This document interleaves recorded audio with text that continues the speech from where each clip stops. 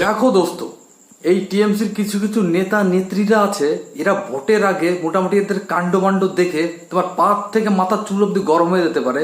এরা ভোটের আগে মোটামুটি কারোর বাড়ি যে রান্না করে দিয়ে আসবে, কারোর বাড়ি যে খিচুড়ি বানিয়ে দিয়ে আসবে, কারোর বাড়ি যে মাছ বেঁধে দিয়ে আসবে, আবার কারো চুলও কেটে দেবে। চুল কাটা, চুল রিবোল্ডিং, খোপা বাঁধা, চুল সিল্কি, বিনা ব্যথায় অত্যাধুনিক মেশিনের সাহায্যে নাক চলে আসুন রূপসী বিউটি পার্লারে।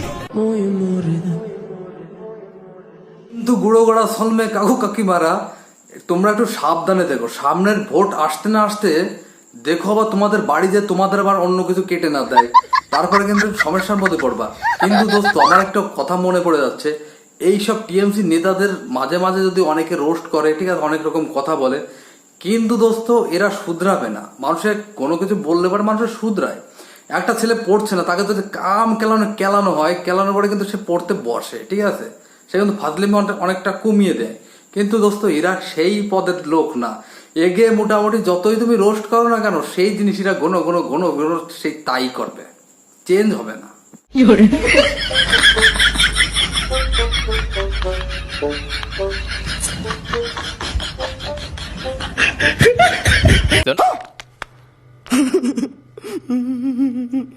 এটা কি দেখলাম? এটা আবার চপ, মানে এটা কিসের চপ? খাওয়ার চপ না ঢপের চপ? হ্যাঁ, আমার তো মনে হচ্ছে দুটোই বানাচ্ছে, খাওয়ার চপও আবার ঢপের চপও।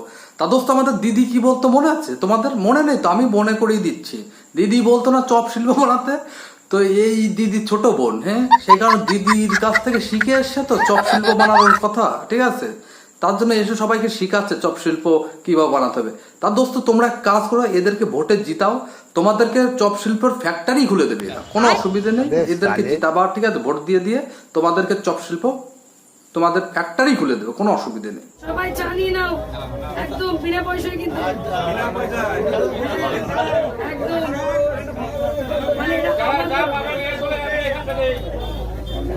চলো চলো, 5 টাকা 5 টাকা চা, 5 টাকা 5 টাকা। আবার কি দেখলাম দোস্ত? এ তো আবার চা বানাচ্ছে। তা দোস্ত, তোমরা পুরোনো কথা হয়তো ভুলে গেছো, আমি কিন্তু ভুলিনি। আমি তোমাদের মনে করিয়ে দিচ্ছি, মনে এটাই করিয়ে দিচ্ছি যে দিদি চপ শিল্পের কথা বলতো, আমাদের সুজাতা দিদিও চপ বানাচ্ছে। দিদি চাই বানিয়ে লোককে আবার খাওয়াতো, এখন আবার সুজাতা দিদিও চাই বানাচ্ছে। মানে দোস্ত এই চুলোদ বুনটুন হবে দোস্ত, আমার তো সেরকমই মনে হচ্ছে। দিদির সঙ্গে ভালো একটা কানেকশন আছে। হ্যাঁ, আমাদের দিদি কি বলতো, লোকের বাড়ি যে থালা বাসন ঘষতে, আমাদের সুজাতা দিদি কিন্তু লোকের বাড়ি থালা বাসন ঘষছে না, লোকের বাড়িতে খুন্তি দাঁড়িয়ে দিয়ে আসছে। ভোট আসার পরে টিএমসির কিছু কিছু নেতারা যেসব কাণ্ডমাণ্ড ঘটায় দোস্ত, ঘটানোর পরে এইসব ইউটিউবারদের মোটামুটি কন্টেন্টের অভাব হয় না। হ্যাঁ, মোটামুটি সবাই এন্টারটেনমেন্ট হওয়ার তালেই থাকে। হ্যাঁ, বেশ ভালোই লাগে এদের কাণ্ডমাণ্ড দেখার পরে। তা আমি মোদি দাদাকে বলছি এটাই যে আমাদের ওয়েস্ট বেঙ্গলে যেন প্রত্যেক 3 মাস পরে পরে যেন ভোট হয়। ভোট হলে পরে আমরা কন্টেন্ট তো খুঁজে পাবো 2-1টা। হ্যাঁ, বেশ সবাই একটু এন্টারটেনমেন্ট হবে। আবার আমাদের সুজাতা দিদি, ঠিক আছে, যে বাড়ি যে মোটামুটি খুন্তি নাড়িয়ে দিয়েছিল, সেই বাড়িতে একটা কথা বলে এসেছিল। সেই কথাটা একটু শোনো দোস্ত, কি বলেছিল। সবাইকে নিমন্ত্রণ করলে লোকে আবার খাওয়াতে পারবে? এই সবাই দেখে নাও, ভোটের পর আমরা দিদি বাড়িতে এসে খাবো। এখানকার নেত্রী কে আছে? আরে তোমাদের মন বড় গো, আমার দিদি। আগের পঞ্চায়েত ভোটে সুজাতা দিদি এই দিদির বাড়িতে যে বলে এসেছিল যে তোমাদের বাড়িতে সবাই মিলে নাকি বসে পড়ে খাবে, তার সত্যি সত্যি খাবে তো? চিন্তায় পড়ে গেলাম এটাই যে পঞ্চায়েত ভোট ঝমঝম করে চলে গেছে কোন জন্মে, এখন চলে এসছে লোকসভা ভোট। কিন্তু দোস্ত, এই সুজাতা দিদি যে এই দিদির বাড়িতে যে বলেছিল যে খাবে, কিন্তু খেতে গেছিল কিনা সুজাতা দিদি ভালো জানে, আর ওই দিদিটাই ভালো জানে। তা দোস্ত, এই একটা ভোট পাওয়ার জন্য এই সব টিএমসি নেতারা যে কত রকম নাটক করতে পারে আর মানুষকে নানা রকম ভাবে সাদা টুপি পড়াতে পারে, তা তোমরা ধরতেও পারবা না। তা দোস্ত, এরকম নেতারা টিএমসির দলেও আছে, বিজেপির দলেও আছে। বিজেপির দলে আছে সেটা আমি দেখাবো, কারণ আজকে বিজেপিকেও হালকা করে ঝাড়বো, ঠিক আছে। কারণ দোস্ত, একটা লোকের জন্য একটা পার্টির বদনাম হয়ে যায়, ঠিক আছে, সেই কারণে বিজেপির একটা ক্লিপ আমি দেখাবো, ঠিক আছে, আজকে।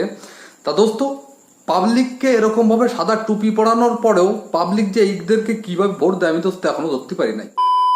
যাবে হোক গে, ঠিক আছে, ওসব নিয়ে আমাদের মাথা ঘামানোর দরকার নেই। মানুষ এসে ভোট দেবে, যাকে দেবে দেবে, কোনো অসুবিধা নেই, ঠিক আছে। কিন্তু আমরা ওই সুজাতা দিদির চার কেটলি দেখবো, যে চার কেটলিতে সবাই মিলে চা খাচ্ছে। ভাই জানি না একদম বিনা পয়সায় কিন্তু।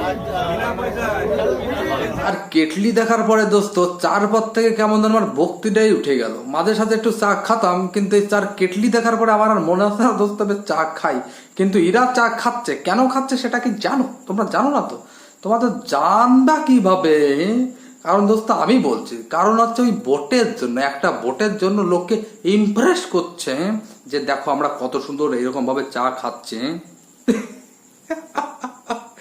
যে লোক চার কেটলি মাল কোনোদিন ধয় না, আবার গায়ে দৌড়ে মাল হচ্ছে, বুঝলে? মানে পিচেস একদম পিচেসে মাল, তার দোকানে চা খাচ্ছে কিভাবে, তো এটাই বুঝতে পারলাম না। এতক্ষণ ধরে আমরা কি দেখলাম? প্রশ্ন করছি, উত্তরটা কমেন্টে কিন্তু 100% দিয়ে যেও। কি দেখলাম? নাটক দেখলাম না যাত্রা দেখলাম? আমি নাটক বলছি, এবার যদি সঠিক হয় তোমরা তাহলে নিচে আমাকে কমেন্ট করে একটু বলে দিও।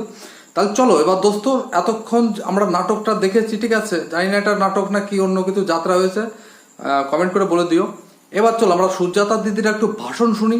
আমাদের এই যে এত এত মা বোন রয়েছেন, আমি সবাইকে বলবো একটু জোর গলায় আজকের এই সভার মূল যে উদ্দেশ্য সেটা হলো নিজেদের অধিকার প্রতিষ্ঠা করা আর বিজেপিকে কবর দেওয়া, বিজেপিকে কবর দেওয়া। কি সুজাতা দিদি বলেন কি বিজেপিকে কবরে পাঠিয়ে দেবে? হাস্যকর কথা বললে হয়ে গেল। হ্যাঁ, তা দোস্ত এদের এইসব এমপিদের যে এত বড় সাহস কে দেয় দোস্ত, আমি ধরতে এখনো পারতেছি না। কিছু করার নাই, এদের মুখে কোনো লাগাম নেই। এরা মুখে যা আসে এরা তাই বড় বড় করে বলে লোকের সামনে, আর লোককে এরকম ভাবে টুপি পড়াবে, সাদা টুপি, কোনো অসুবিধে নেই। তো দোস্ত এই বিজেপিকে যারা কবরে পাঠানোর সিদ্ধান্ত করেছিল তারা অলরেডি সবাই কবরে চলে গেছে। কবরের উপর এখন ক্যাকটাস গাছ হয়েছে, আর বেশি দিন বাকি নেই, টিএমসিও চলে যাবে কবরের মধ্যে, আর 2-1 মাস পরে। কোনো অসুবিধে নেই, ঠিক আছে? দেখতে থাকো সবাই। আপনাদের যে বুকের যন্ত্রণা, আপনাদের যে মনের যন্ত্রণা, যেটা মমতাদি দূর করেছে, যেটা মমতাদি দূর করেছে। হায় হায় দোস্ত, বলে কি আমাদের দিদি নাকি বুকের যন্ত্রণা ঠিক করে দেয়? হ্যাঁ, মানে আমাদের দিদি কি ডাক্তার? হ্যাঁ, সে ডাক্তার হলে তাই গুঁড়ো গাড়া সলমে কাকু কাকিমারা, তোমাদের যদি বুকে যদি কারোর ব্যথা মেথা যন্ত্রণা যদি হয়ে থাকে তাহলে দিদির কাছে যেতে পারো, কোনো অসুবিধা নেই, বিনামূল্যে চিকিৎসা হয়ে যাবে, 1 টাকাও লাগবে না। আপনাদের যে বুকের যন্ত্রণা, আপনাদের যে মনের যন্ত্রণা, যেটা মমতাদি দূর করেছে, সেটা আমি যদি আপনাদের আশীর্বাদ নিয়ে মমতা বন্দ্যোপাধ্যায়কে আমরা সবাই মিলে এই বিষ্ণুপুর লোকসভা, এই ইন্দাস বিধানসভা, এই ইন্দাস ব্লক, এটা যদি আমরা উপহার হিসেবে দিতে পারি, তাহলে আগামী দিন নিশ্চিত থাকুন এই লক্ষ্মী ভান্ডার মমতা বন্দ্যোপাধ্যায় আগামী দিন আরো ডবল করে দেবে।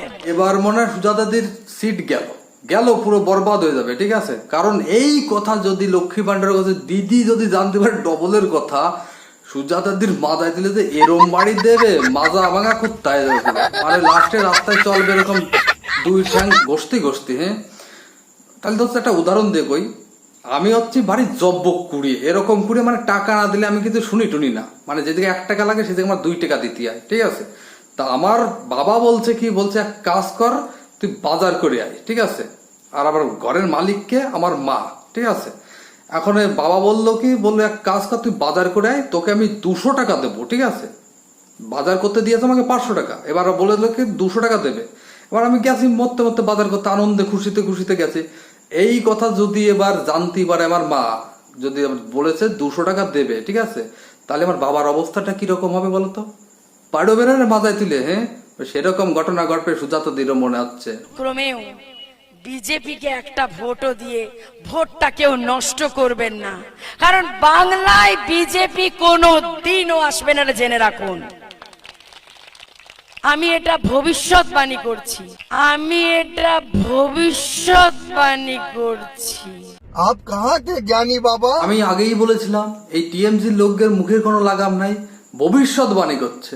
হাতচা সুজাতাদি, তুমি একবার ভবিষ্যৎবাণী তোমারটা তুমি করে দেখো তো, যে তুমি জিততে পারবা নাকি না। কতটা অধিকার এদেশে থাকার একজন হিন্দুর আছে, ততটাই একজন মুসলিমের আছে, ততটাই একজন খ্রিস্টানের আছে, ততটাই একজন শিখের আছে, ততটাই একজন ঈসাইয়ের আছে।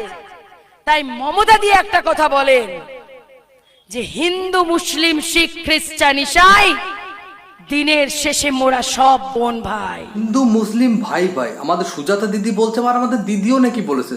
তা দিদি, আর এই সুজাতা দিদি যে এই কথাটা যে বলছে যে কতটা যে হিন্দুদের দিকে আমাদের দিদি সাপোর্ট করে আর কতটা মুসলিমদের দিকে আমাদের দিদি সাপোর্ট করে সেটা আমাদের অল ওয়েস্ট বেঙ্গলের সবাই জানে, ঠিক আছে। মুসলিমদের জন্য দিদি রোজা রাখা শুরু করেছে, আবার নামাজও পড়ে, হ্যাঁ। আর হিন্দুদের জন্য কি করেছে? হিন্দুদের জন্য সামান্য দুর্গাপুজোর টাইমে যদি মুসলমানদের যদি কোনো কারিক্রম বা কোনো অনুষ্ঠান যদি থাকে, দুর্গাপুজোর বিসর্জনের দিনটা পর্যন্ত চেঞ্জ করে দেয়। আর আরো অনেক রকম উদাহরণ আছে, দিতে গেলে মোটামুটি ভিডিও নানা রকম বড় হয়ে যাবে, অতটা সময় নাই দোস্ত। এই দুটো কথা বলে দিলাম, যদি ঠিক হয় তাহলে একটু লাইকটা করে দিও ঝমঝম করে, ঠিক আছে। ভাষণ শুনতে শুনতে কেমন যেন বয়রা হয়ে যাচ্ছি, ভালো লাগছে না। এখন সুজাতা দিদির একটু গান শুনবো, চলো দোস্ত এবার সবাই মিলে একটু সুজাতা দিদির গান শুনে আসি। যদিও বসে গেছে তবু একটু গান করেই রাখি, আপনাদের ভালো লাগলে তাও হাততালি দেবেন, আর খারাপ লাগলেও হাততালি দেবেন। তোমায় হৃদ মাঝারে রাখবো, ছেড়ে দেব না, তোমায় বক্ষ মাঝে রাখবো, ছেড়ে দেব না, ছেড়ে দিলে সোনার গোর আর তো পাবো না। बहुत मनुष्य लग रहे हो, मत करो, रहने दो, बहुत बुरे लग रहे हो। तौबा तौबा तौबा, थारा मूड खराब कर दिया। এতক্ষণ ধরে তো সুজাতাদির ভাষণ দেখলাম, নাটক দেখলাম, এবার বিজেপির একটু নাটক দেখি, চলো দোস্ত। রূপা মিত্র চৌধুরী বিজেপি প্রার্থী, মালদা দক্ষিণ কেন্দ্র থেকে তিনি বিজেপির হয়ে প্রতিদ্বন্দ্বিতা করছেন এবং সেই কেন্দ্রেই সবজি বিক্রি করতে দেখা গেল বিজেপি প্রার্থীকে। সেখানকার সাধারণ মানুষের সঙ্গে, ব্যবসায়ীদের সঙ্গে আলাপচারিতা এবং একই সঙ্গে মাটির পাত্র বিক্রি করতেও দেখা গেল আজ শ্রীরূপা মিত্র চৌধুরীকে। ওদিন দেখেছি যে টিএমসির লোকজন নাটক করে, সেটা সবাই মানে, সবাই দেখছি। এখনো দেখছি আবার বিজেপির লোকজনও নাটক করাতে শুরু করে দিতে, মানে কি দোস্ত এসব কি হচ্ছে? আমি কিছুই আগামাথা বুঝতে পারছি না। মানে একটা লোকের জন্য পুরো দলটারই বদনাম করে, এদেরকে টিকিট যে দেয় কারা আমি দোস্ত এই বুঝতে পারি না। হ্যাঁ আরে দোস্ত, তোমরা যদি গ্রামের উন্নয়ন করো, ভালো কাজ করো, তাহলে তোমাদেরকে এইসব করা লাগে না, পাবলিক অটোমেটিকই ভোট দেবে, ঠিক আছে। এইসব নাটক যাত্রা করার কোনো প্রয়োজন মনে করি না, আমি মনে করি না, ঠিক আছে। আর এসব করার দরকারও পড়ে না। কিন্তু এরা না, একটা দলের বদনাম করতে গেলে মোটামুটি হাড়ি করে সব বিক্রি করতে হবে। কারা দোস্ত এদেরকে টিকিট দেয় কারা? আমি তো এইটাই বুঝলাম। পুরোগড়া সালামে কাকু কাকিমারা, ভিডিওটা এখানে শেষ করে দিলাম। গরম যা পড়েছে মোটামুটি ঘেমে যাচ্ছে, ঠিক আছে। আর ভিডিওটা ভালো লাগলে লাইক করে দিও, ঠিক আছে।